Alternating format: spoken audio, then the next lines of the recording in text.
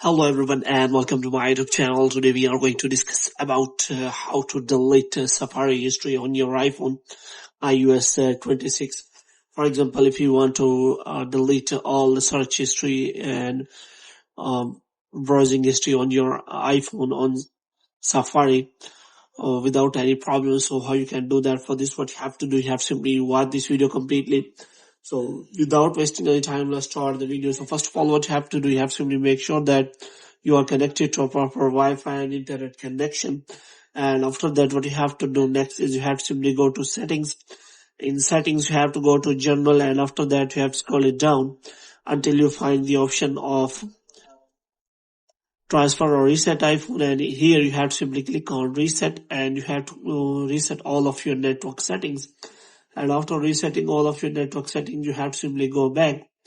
Now what you have to do, you have to simply open the Safari here, and here if you see any of the history and you want to delete any browsing history, then there is no option available. But if you want to delete it, then you have to simply go to settings, and this time you have to search for the apps, and in apps you have to look for the Safari apps, and in Safari app you will find the option related to delete history. So you have to simply click on that, and as you click on that, here you will find the option of clear history and website data. So here you have to simply click on clear history and website data, and after that what you have to do, you have to simply click on all history, and after that if you click on clear history, and all of the history will be deleted from here.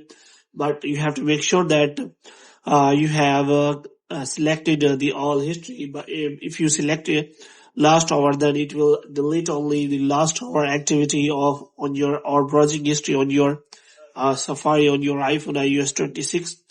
And if you select today and yesterday, then it will also delete the today and yesterday history.